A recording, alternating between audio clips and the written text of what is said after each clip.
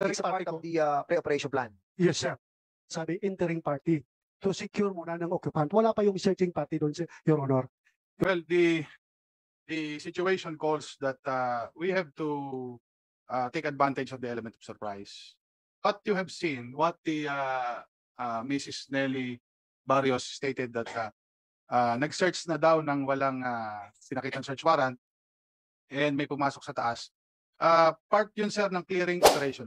Sa kapagpalang araw po sa atin lahat, mga kababayan, at sa nangyari kapalpakan sa pag-serve ng search warrant sa bahay ng pamilya Barrios na nangyari sa Barangay Agtabo, Pasig City, Iloilo, ay nakitaan ng mga kongresista na hindi sumunod sa standard operating procedure ang mga pulis ng Pasig City, Iloilo sa pamumuno ng kanilang hipe na si Police Colonel Aaron Palumo.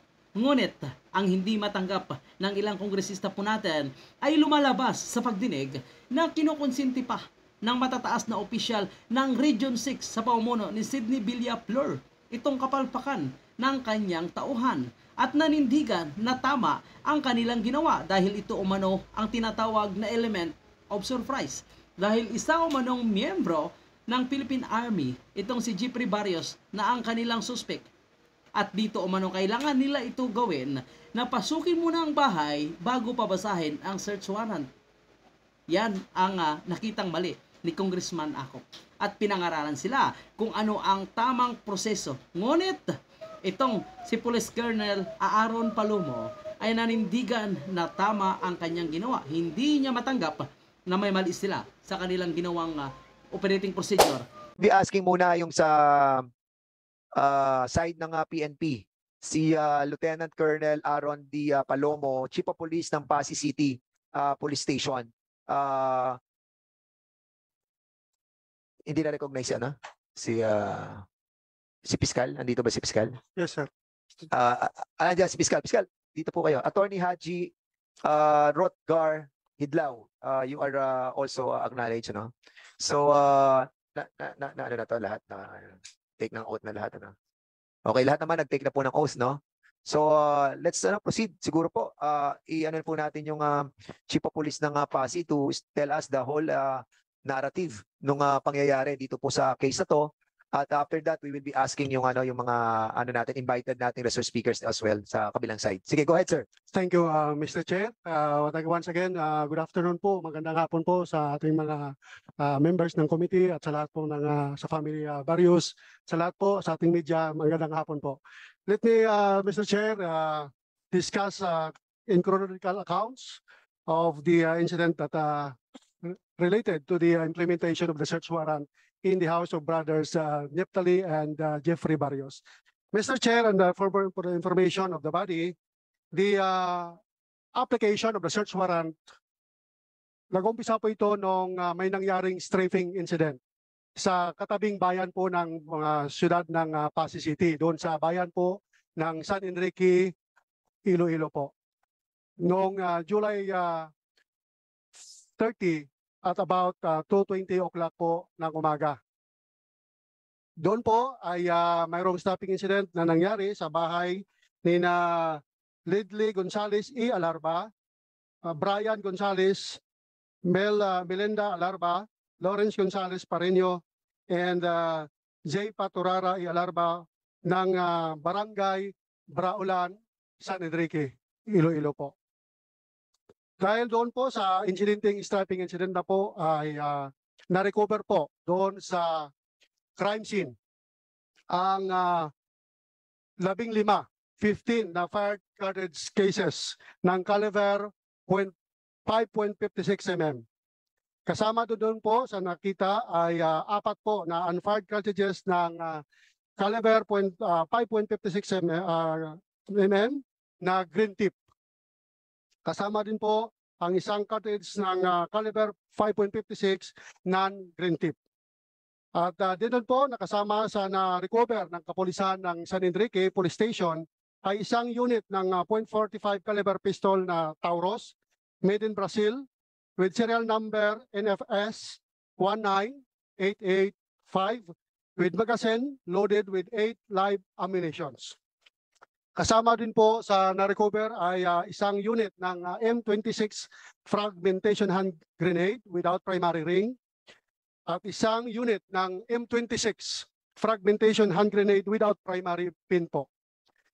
Dahil po doon sa na-recover na caliber .45 pistol na Taurus, yung San Enrique Police Station po ay nag-request ng verification kung sino po ang may-ari ng 45 caliber na yon. At base po sa result, nakapangalan po iyon kay Fabian Garcia E. Talavera na residente po ng F. Rodriguez Street, Poblacion, Sariaya, Quezon. Dahil din po sa mga na-recover at sa mga testigo na pumunta sa San Enrique Police Station, na-file po ng San Enrique Police Station yung kaukulang kaso laban kina Jeffrey Barrios E. Garcia at Neptali Barrios E. Garcia, yung multiple attempted murder sa kanila, dated po noong August 3, 2023. For the information of the body, mayroon po tayong history po. No? Mayroon kami po, sir, na nakalap na history or information na regarding sa Alarba Barrios na insidente na ito. It started in the killing of the father of Jeffrey and Neptali Barrios, named Pedek Barrios in 1995.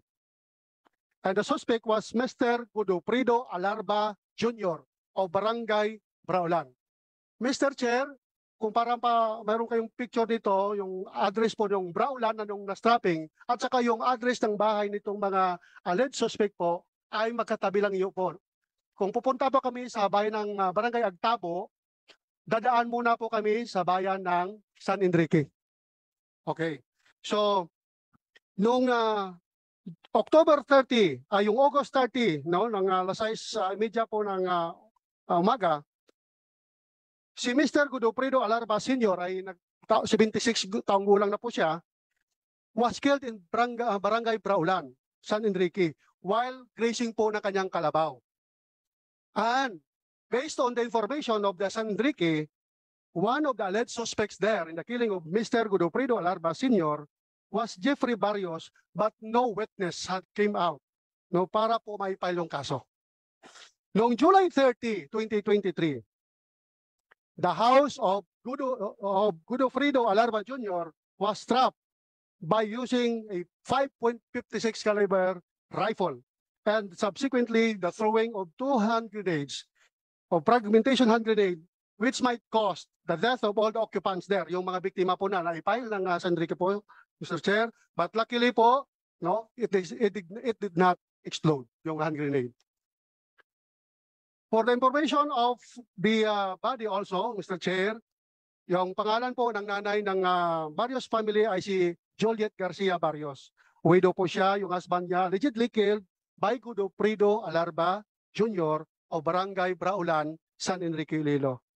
And they have this our comrade, Jeffrey Garcia Barrios, active PNP Philippine Army member po siya, assigned sa Armored Division ng 301st Brigade, Dingli, Iloilo po.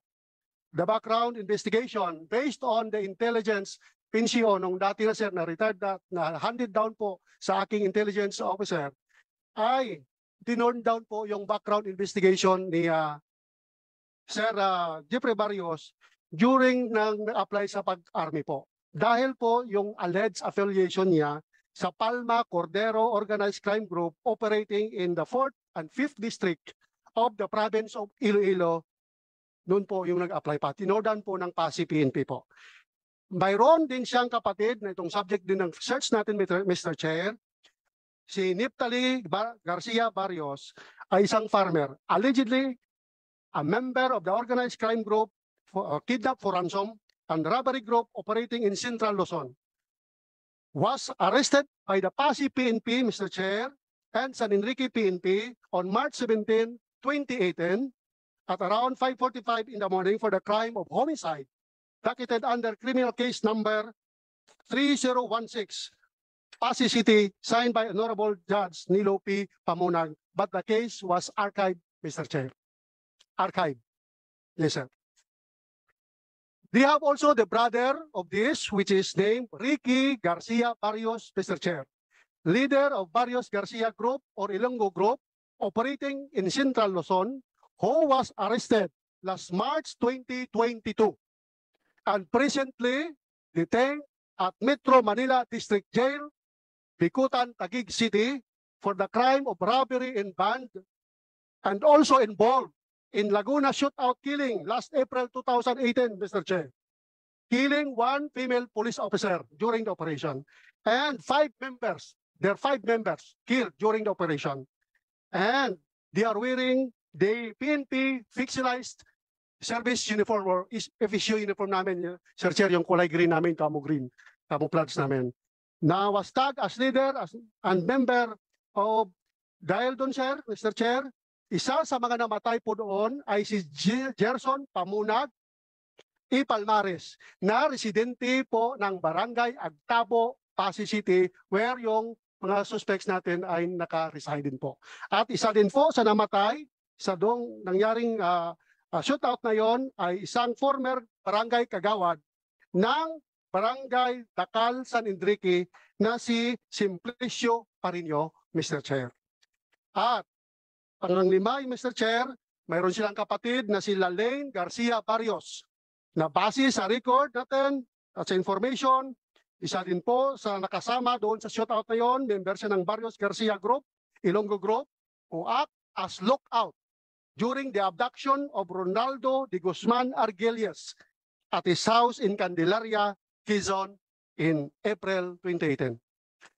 After this information, Mr. Chair, considering that the suspects of the staffing incident resides within my area of responsibility, which is the Barangay Agtabo, Pasig City, I was tasked by our Provincial Director, Police Colonel Ronaldo P. Palomo, to verify the information and if ever, if possible, will apply for the search warrant based on the information and the facts presented by San Enrique Municipal Police Station. And to that effect, Mr. Chair, and to this body, para mapasiguro ko po bilang isang hepe, nabasa ko po yung administrative, yung department circular ng DOJ regarding doon sa DC-20 na kailangan naming magkipagtulungan. Kailangan namin yung suporta ng ating prosecutor para mapalakas at mapaayos ang aming ebidensya whenever na ma-apply namin yung search warrant dito sa Brother Barrios. Kaya nga, tinaulakan ko, pinuntahan ko po, personally, tinawagan ko pa si Prosecutor Haji Rothgar Hidlaw. Dahil po, yung advantage namin, yung Pasig City po ay mayroong Prosecutor's Office po doon, Mr. Chair. At salamat at sinamahan kami all the way at inadvisean legally ng ating butihing prosecutor. Dahil doon po, ako ay noong August 9 pumunta po sa sala ni Judge Honorable Vicente Go at nag-apply ng search warrant. 2 search warrant sa bahay ni Neftali Barrios E. Garcia at sa bahay ni Jeffrey Barrios Garcia, Your Honor. Doon po at luckily na-receive ko po yung approved search warrant on August 11 in the afternoon of August 11, Mr. Chair. Kaya nga, pagka nang-approve ko yun, pinatawag ko, sikreto lang, biglaan, noong 12 midnight ng gabi, yung operating troops na binoko. At dahil alam ko po ay armed and dangerous yung suspect natin, yung subjects natin ng search, hindi ako nagtubiling maghingi ng guidance at tulong sa ating butihing Provincial Director na bigyan ako ng additional personnel. Kasi po, yung personnel ng Pasig City, alam ko po, mayroon din sila, taga dyan po sila, taga roon po sila, Mr. Chair. Kaya ayaw kong makompromise yung aking operation. Kaya gusto ko makatulong ako ng tulong sa SWAT at sa Provincial Special Operations Group ng under sa opisina po ng ating Provincial Director, Police Colonel Ronaldo P. Palomo po, sir. Doon po, nagkaroon kami ng briefing at para po, mapasiguro ko po na legally bounded kami at guided kami, tinawag ko po 12 midnight ng gabi ang ating yung prosecutor. All the way during the briefing, tinanong, paulit-ulit ko po ang gagawin. Ito po ang manner ng implementation natin. Ito po ang search warrant number 23-0, no? Search warrant number 23-234 at 235 against the brother Barrios. At dahil po dalawa yung distance po ng bahay ni Neftali at saka ni Jeffrey po, more or less nasa 150 meters, more or less yun, Mr. Chair, yung distance. At kailangan surreptitiously or immediate yung pag-guard o kung secure ng bahay na yon based dun sa information na armed and dangerous po yung subject. And for his profession being a scout ranger, a member of the Philippine Army, Mr. Chair. So simultaneously po, Mr. Chair, na implement namin yung search warrant at the back namin ay si Prosecutor Hidlaw. Gamit po namin yung body-worn camera namin, Mr. Chair. Then, na-recover. Kung matitingnan nyo po, dahil na-secure lang po muna namin. Pag-arrive namin doon, wala kaming daladalang kapitan dahil nag-secure muna kami ng area. To secure muna yung lawful occupants, yung occupant sa bahay. Walang raid po na nangyari muna, walang search. So nag-secure lang muna kami ng tao para walang ma-crossfire, walang masugatan sa amin o sa kabilaman o walang mga ano pang mangyari. So sinecure lang po namin at saka pinuntahan po ang ating barangay official. Una po na napunta natin ay yung bahay ni Barangay Kagawad Ignacio Sason, I mean. And yung bahay po ng barangay captain na si Barangay Captain Alejandro Aquino ay kailangan po, Mr. Chair, 4x4 yung sasakyan mo doon kasi malayo pa yung bahay ni Kapitan sa bahay na ni-raid natin. Kaya na dumating kami 5:45 doon kasama si Kapitan na sa bahay ni Neftali. Dahil, Mr. Chair, dalawa po ang bahay, inuna po namin muna yung bahay ni Neftali na sinerve yung search warrant. Binasahan ko po ng search warrant sa harap ni Kapitan at si Kagawad at doon din po nag-o-observe sa amin si Fiscal, si Prosecutor Haji Hidlaw. Pagkatapos, sir, natapos na namin yung pag-search, pumirma naman si Neftali ng orderly search, pumirma naman siya ng receipt, ng inventory, ng lahat ng nakuha namin na mga items. Pagkatapos doon, mga around 7:22, saka pa kami nag-conduct ng search doon sa bahay ni Jeffrey Barrios. Dahil po, dalawa lang po yung aming witness, si Kagawad at si Kapitan, dito muna kami sa kay Neftali. After doon, dinala naman na ulit namin, Mr. Chair, si Kagawad Sason at sige kay Barangay Captain Alejandro doon sa bahay ni Jeffrey po. At binasahan ko naman siya ng search warrant number at utos ni Judge Vicente Go at gamit na explica namin yung body worn, ito yung body worn, ito si Kapitan, at pinakapkapan ko pa yung mga searching party ko, yung searching individual, para mapasiguro po namin, Mr. Chair, na walang planting of evidence doon. So yun po, after doon po, recorded lahat ng kamera namin doon at saka nagbalik na kami sa police station. Then, after, Mr. Chair, on August 13, na-file namin kaagad yung kaso na illegal possession of firearms and ammunitions and violation of RA 9516 against Neftali Barrios, the brother of Jeffrey Barrios. Considering, Mr. Chair, na-file na namin yung sa kaso naman ni Sir Barrios Jeffrey ay na-file namin through regular filing lang po, Mr. Chair, dahil at large po siya. Wala po siya sa bahay niya during the time na na-implement namin yung search warrant. Kaya yung August 16, na-file namin sa opisina po ni Prosecutor Hidlaw yung regular filing for violation of 10591 sa opisina po ng Prosecutor. Lahat po ito, sir, na-file na namin.